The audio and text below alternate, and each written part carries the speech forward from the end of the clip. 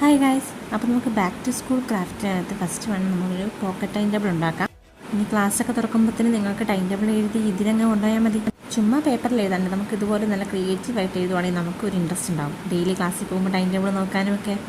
അപ്പോൾ ഈ വീഡിയോയിൽ കാണുന്ന പോലെ തന്നെ നിങ്ങൾക്ക് ഇതുപോലെ ഒരു പേപ്പറിൽ എടുത്തിട്ട് അതിങ്ങനെ നടുക്കുന്ന മടക്കി ഓരോരോ പീസുകളൊക്കെ അപ്പോൾ എണ്ണുമ്പോൾ കറക്റ്റായിട്ട് വരണം. മൺഡേ തൊട്ട് ഫ്രൈഡേ വരെ ഉള്ളതാണ് ഞാൻ ഇവിടെ എടുത്തേക്കുന്നത്. ഇതൊരു മോഡലാണ്. ഈ മോഡലിൽ നിങ്ങൾക്ക് ഇവിടെ ഫില്ല് ചെയ്ത് കൊടുക്കാം. അപ്പോൾ ഈ താഴെ ഇട്ടേക്കുന്ന ലൈൻസിനകത്ത് നിന്നാണ് നിങ്ങളുടെ സബ്ജക്റ്റുകൾ എഴുതാം നിങ്ങൾക്ക്. പിന്നെ ഓരോന്നും ഓരോ കളറിൽ എഴുതുമ്പോൾ നമുക്ക് തന്നെ ഒരു ഇൻട്രസ്റ്റ്, കാണാനും എടുക്കാനും നമുക്ക് ഒരു ഇൻട്രസ്റ്റ് തോന്നുമല്ലോ. പിന്നെ കുറച്ചൊക്കെ ക്രിയേറ്റിവിറ്റിയും നല്ല കുറച്ച് പടങ്ങളൊക്കെ കുഞ്ഞു വരയ്ക്കാൻ അറിയാവുന്ന ആളാണെങ്കിൽ ഇതിൻ്റെ സൈഡിലൂടെ നിങ്ങൾക്ക് പടമൊക്കെ വരച്ച് കൊടുക്കാം. ഞാനങ്ങനെ കൊടുത്തില്ല. അങ്ങനെ തേഴ്സ്ഡേയും കഴിഞ്ഞ് കഴിയുമ്പോൾ ഇതുപോലെ ഒരു സൈഡിൽ നമുക്ക് ലാസ്റ്റ് എക്സ്ട്രാ കിട്ടും. അത് ഞാൻ ബാക്കിലേക്ക് മടക്കി കഴിയുമ്പോൾ ഇവിടെ നമുക്ക് ഫ്രൈഡേ എഴുതാം. ഇനി സാറ്റർഡേയും കൂടെ ഉണ്ടെങ്കിൽ അതിനനുസരിച്ച് പേപ്പർ എക്സ്റ്റെൻഡ് ചെയ്തെടുത്താൽ മതി.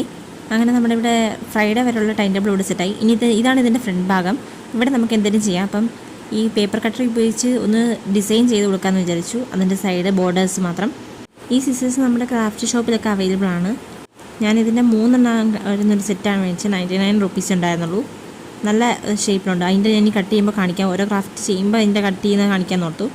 അത് കഴിഞ്ഞപ്പോൾ ഇതിനൊരു ഫ്രണ്ടിൽ ഇപ്പോൾ ഒരു പേജ് വെക്കാൻ ഓർത്തു. അപ്പോൾ ഒരു മഞ്ഞ കളറിൽ ഒരു കളർ പേപ്പർ എടുത്ത് ഇതുപോലെ സെറ്റ് ചെയ്ത് കൊടുത്തു. സ്റ്റാപ്ലർ അടിച്ച് അതിനും ഇതുപോലെ പേപ്പർ കട്ടർ യൂസ് ചെയ്തു. അപ്പം ഒരു സൈഡ് കാണാൻ ഭംഗി. പിന്നെ അതിന് ഇതിനൊരു ഹെഡിങ് കൊടുക്കണമല്ലോ. ഇതൊരു ബുക്കായിട്ട് നമ്മൾ നോക്കുമ്പം ഒരു ഭംഗിക്ക് പോക്കറ്റ് ടൈം ടേബിൾ എന്നുള്ള എഴുതി കൊടുത്തു. കാലിഗ്രഫിയൊക്കെ അറിയാമെങ്കിൽ ആ രീതിക്ക് എഴുതാം. ഞാനിതുപോലെ നോർമലായിട്ടാണ് എഴുതുന്നത് പോക്കറ്റ് ടൈം ടേബിൾ എന്നുള്ളത്. ഈ പോക്കറ്റ് ടൈം ടേബിൾ എഴുതി കഴിഞ്ഞപ്പോഴത്തേനും എനിക്ക് തോന്നി ഇതിൻ്റെ ഫസ്റ്റ് പേജിൽ നമുക്ക് എന്തെങ്കിലും ഒന്ന് ക്രിയേറ്റീവ് ചെയ്യാമെന്ന്. അപ്പോൾ ഞാൻ ഇതുപോലൊരു പടം വരച്ച് ജസ്റ്റ് താഴെ നെയിമും ക്ലാസ്സെന്ന് എഴുതി കൊടുത്തു. അപ്പോൾ ആ എഴുതുന്ന ആളുടെ നെയിമും ക്ലാസ് എഴുതുക. അങ്ങനെ നമ്മുടെ ഫൈനൽ പോക്കറ്റ് ടൈം ടേബിൾ ഇവിടെ സെറ്റായി. ഇത് നമുക്കിനി ജൂൺ ക്ലാസ്സിൽ പോകുമ്പോൾ തുടങ്ങാം. അപ്പോൾ ഓക്കെ, ബൈ.